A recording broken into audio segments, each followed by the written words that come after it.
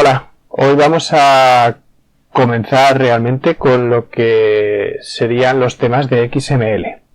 ¿Vale? Este sería el tema 7. Y bueno, aquí podéis ver el índice de lo que vamos a ver. Primero, qué es XML y cuál es la estructura y qué quiere decir que un documento esté bien formado. Bien, en primer lugar, XML es un lenguaje de marcas extensible. Básicamente es parecido a HTML. HTML hemos dicho que era un lenguaje que utilizábamos para representar información usando un navegador. ¿Vale? Podríamos seguir, bueno, XML lo vamos a utilizar en realidad para almacenar y intercambiar información entre aplicaciones. ¿Vale? Podríamos seguir usando HTML para hacer esta labor, ¿vale? Pero HTML tiene pues dos problemas bien conocidos. El primero es que la mayoría de las etiquetas HTML no son semánticas. Es decir, no sirven para decir el tipo de contenido que tenemos, sino para indicar el formato. ¿Vale? Yo veo H1, la etiqueta H1, y sé que es para representar una información muy grande.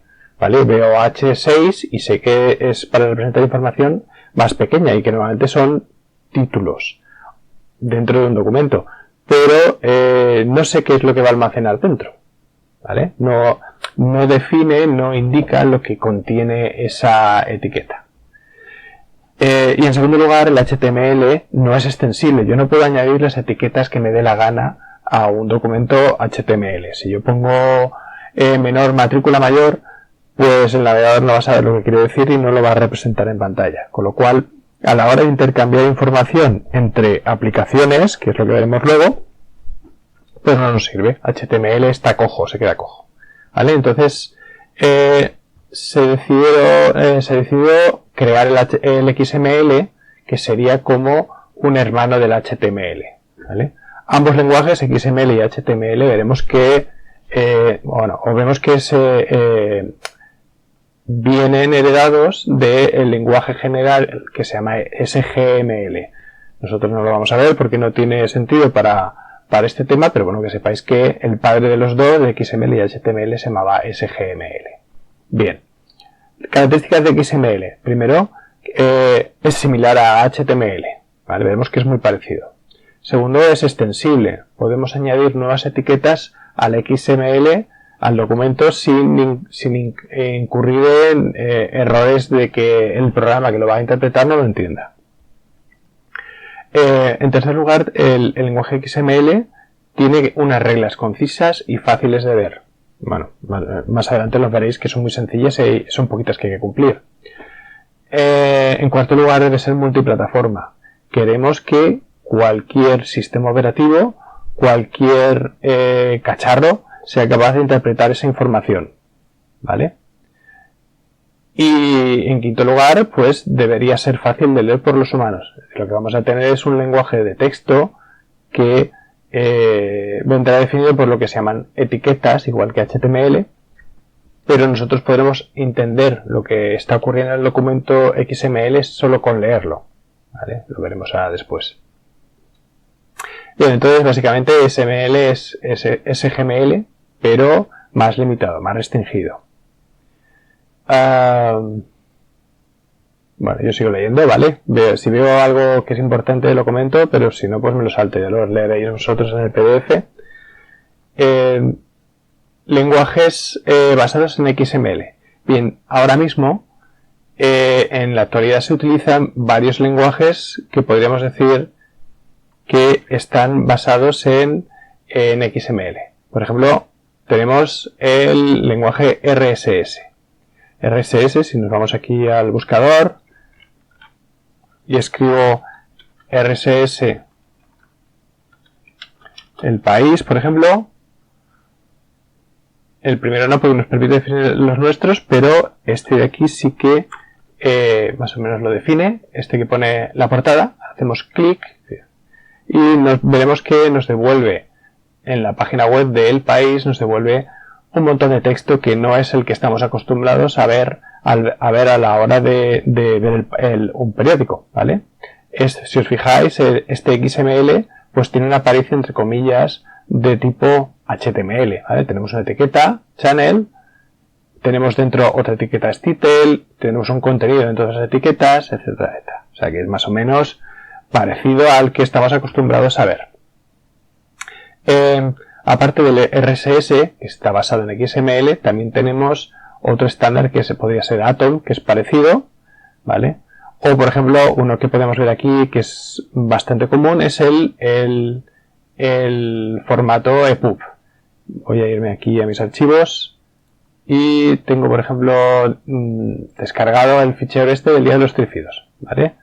Voy a renombrarlo y donde pone EPUB lo voy a cambiar por zip. ¿Vale? Si lo descomprimo ahora, botón derecho, extraer, y entro dentro de la carpeta, veremos varias carpetas, varios ficheros, pero hay uno que pone OEBMPS. Si entro dentro y entro dentro de text, aquí aparecen todos los capítulos que forman ese libro. Por ejemplo, me entro aquí en Section y con un navegador corriente podría leer el contenido del libro, ¿vale? Si lo quiero ver cómo está realmente escrito, pues con Control U puedo ver el contenido de ese HTML y fijaros que son etiquetas más o menos comunes del navegador, ¿vale? Bien. Aparte del estándar de PUB, también tenemos, por ejemplo, el estándar SWAP. SWAP es para intercambiar información entre servicios web, ¿vale? Vosotros de momento no lo vais a ver, quizá más adelante, pero no es el objetivo de este tema, así que nosotros no lo vamos a ver ahora. También tenemos lo que se llaman el formato SVG. SVG es para definir imágenes, voy a volver hacia atrás, imágenes que el navegador va a representar y que normalmente son, en realidad es texto y que lo representa el navegador siguiendo una serie de instrucciones. Por ejemplo, voy a abrir este aquí, voy a abrir con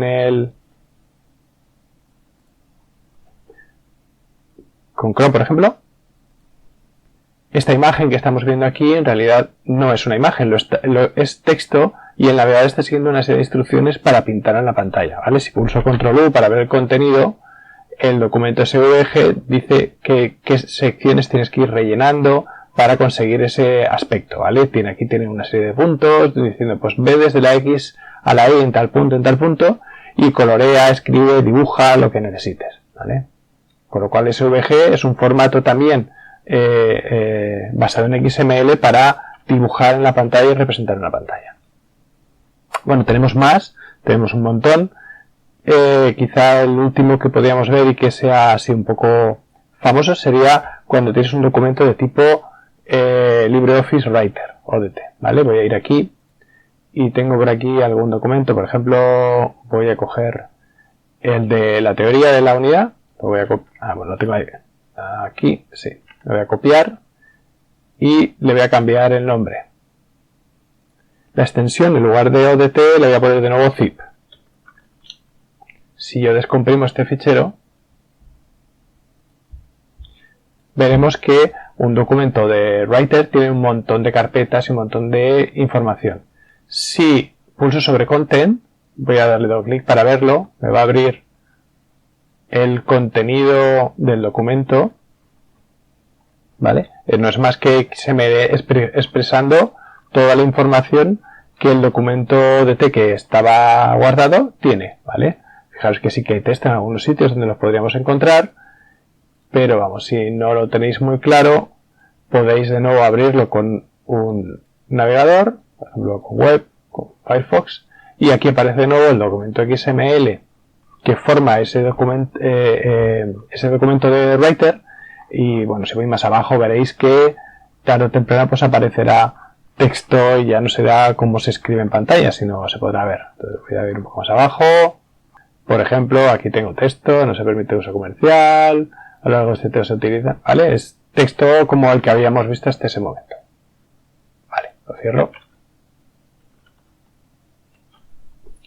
Bien, entonces hemos visto que el XML es un lenguaje que nos permite almacenar información, como ocurría con el HTML, pero no tiene la restricción de que sean unas etiquetas que previamente existan para que el navegador pueda representarlas en pantalla. Bien, usos nuevamente de XML.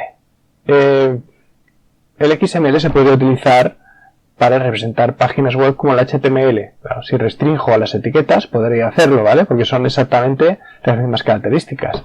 Pero los navegadores, si creas una nueva etiqueta, no sabrían qué hacer con ella, no la entenderían porque no se restringen a un estándar que esté previamente definido.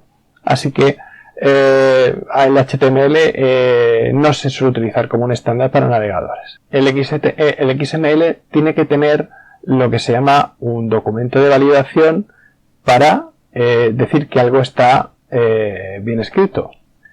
Veremos más adelante en la unidad 8 que el documento que necesitas para validar, para decir que realmente está bien escrito en XML, es un documento que se llama un DTD o un esquema.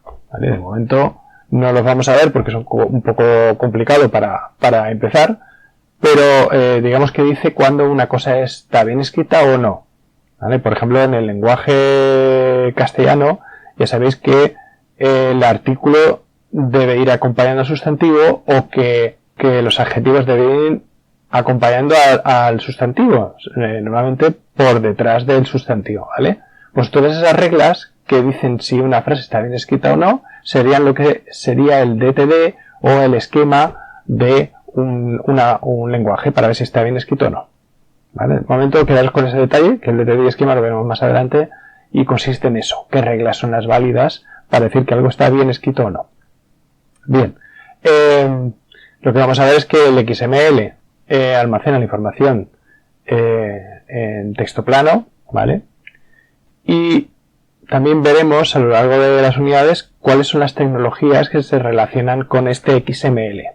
Como he dicho, lo primero que veremos, después de esta unidad, en la unidad 8, veremos que es un DTD y que es donde se especifican las reglas que tiene que cumplir un XML. De la misma forma veremos lo que es un XML esquema, que es lo mismo que el DTD, pero un poco más complicado. También podríamos ver lo que se llama el RelaxNG, que es otra forma de escribir el DTD esquema y el XML esquema, pero no la veremos porque es bastante complicado. También usaremos una técnica que se llama namespacing, y lo que viene a decir es cuando una etiqueta pertenece a un nombre o pertenece a otro espacio de nombre. Me explico. Imaginaos que en un documento XML hay una etiqueta que se llama menor table mayor. Bueno, de alguna forma tengo que decir cuando esa table se refiere a un HTML o esa table quiere decir que es una mesa dentro de una serie de muebles que pudieran haber dentro de ese XML. ¿Vale? Esa palabra sería ambigua o a lo mejor la quiero utilizar dos veces dentro del mismo documento. Entonces quiero que a veces hable de lo que son elementos de armarios, etcétera, de una casa, o cuando quiero representar información de HTML. Entonces necesitaremos lo que se llama el namespacing para eliminar la ambigüedad a la hora de hablar de un elemento o de otro. También veremos lo que se llama el XPath, y digamos que es una forma de poder preguntarle al XML cosas y que él te devuelva. ¿Vale? Es una especie de select en las SQL de base de datos. Entonces tú podrías, por ejemplo, preguntarle cuál es el color de un coche cuya matrícula sea 1, 2, 3, 4, 5. Y él te respondería cuál sería ese color. ¿Vale? Eso lo veremos creo que en la unidad 9. Luego tenemos también lo que se llaman el CSS y el XSLT. El CSS nos permitirá pintar de alguna forma ese XML en un navegador. O sea, podemos transformar o podemos cambiar el aspecto de cómo un navegador puede representar esa información. El XLT nos permitirá aplicar como si fueran plantillas a un XML, de forma que nos pueda devolver ese XML de una forma distinta como estaba escrito al principio, ¿vale? Podemos, por ejemplo, exportarlo a PDF o podemos un documento mandarlo a la impresora directamente de una forma distinta, o podríamos obtener a partir de un XML un documento de Word o una página HTML para representar normalmente la información en el navegador. XQuery también nos permite consultar documentos dentro del XML. Y por último tendríamos lo que se llamaría el DOM, que lo que nos permitiría es acceder de alguna forma a la información dentro del árbol de datos de un documento. Dicho así parece un poco complicado, pero por ejemplo podría acceder a los valores de un formulario que acaba de rellenar el usuario dentro de un HTML. ¿Vale? El DOM nos permite acceder a lo que se llaman hijos o nodos concretos dentro de un documento. ¿Vale? Esto lo veremos más adelante también. Bien, ¿cómo trabajamos normalmente? ¿Vale? Este sería un gráfico de cómo normalmente se genera un documento en XML. Lo primero que haríamos es escribir con un programa, un editor de texto normal y corriente, escribiríamos un documento XML. ¿Vale? Este documento XML lo que tendríamos que pasar por un programa que compruebe que lo que estamos haciendo está bien escrito. ¿Vale? Por ejemplo, que tenga H's, tenga B's, tenga V's correctas las palabras que estoy escribiendo dentro de la frase. ¿Vale? Esto lo haría un programa. Nosotros utilizamos un programa que se llamará XML Copy Editor. Es un programa gratuito que permite hacer casi todas estas partes de aquí sin tener que utilizar programas externos. Además es multiplataforma, funciona en Windows y Linux y Mac, con lo cual es fenomenal. ¿Vale? Entonces lo primero que haríamos es escribiríamos el documento, lo guardaríamos evidentemente, y luego tendríamos que pasarle el programa XML Copy Editor o un analizador sintáctico distinto, ¿vale? Para comprobar que el XML es correcto. Bien, una vez hemos comprobado que ya no existen errores, pasaríamos lo que sería el validador de que es correcta la información que estoy escribiendo, ¿vale? Utilizaríamos un DTD o un XD, un esquema o un redash-ng para obtener lo que se llamaría un XML correcto y que ya esté bien escrito y que además sea válido, ¿vale? Este documento XML podríamos pasarle o añadirle una hoja de estilo o un transformador y podríamos obtener este XML en otro tipo de formato que nos fuera más útil para nosotros, ¿vale? Esta parte de aquí es la que vamos a ver en la unidad 7. Toda esta parte de aquí. Esta es la que veremos en la siguiente unidad, etcétera, etcétera. Bien. ¿Qué software necesitamos para generar XML? Bueno, lo primero que necesitamos es un editor de texto plano para poder escribir ese texto. En Windows podrías utilizar cualquier tipo de documento podrías utilizar cualquier programa que lo que está haciendo es guardar documento plano, básico, que no tenga formato. No podría utilizar en este caso el Word porque el problema que tiene el Word o el Writer es que me estaría generando informe adicional que no estaría guardando. Pues tipo de letra, tamaño de letra, formato, colores, etcétera. No, yo necesito algo que sea de tipo plano. Como hemos hecho ya al programar en HTML, podemos utilizar incluso brackets, Sublime Text, Notepad++, Notepad normal, cualquiera, ¿vale? Insisto, yo voy a volver a utilizar el XML Copy Editor porque tiene todo esto integrado y no me va a hacer falta utilizar un programa distinto. Pero si os gusta usar un programa más completo, pues adelante, ningún problema. Bien, luego necesitaremos un programa que nos permita comprobar que sintácticamente es correcto ese documento XML. Como hemos dicho, XML Copy Editor funciona para esto. Y luego necesitaría un procesador XML para comprobar el resultado visual de ese XML que acabo de generar. Lo podemos ver con un navegador web, tanto Chrome como Firefox, y no es necesario ningún otro programa para comprobar que lo que estoy haciendo es correcto. Sí que es verdad que cuando utilicemos un transformador, un XSL, para convertir un XML a otra cosa, pues necesitaremos utilizar el terminal o un programa para que nos devuelva el resultado de ese XML más ese XSL que transforma la información. Pero bueno, no os preocupéis porque ya veremos más adelante qué podemos utilizar.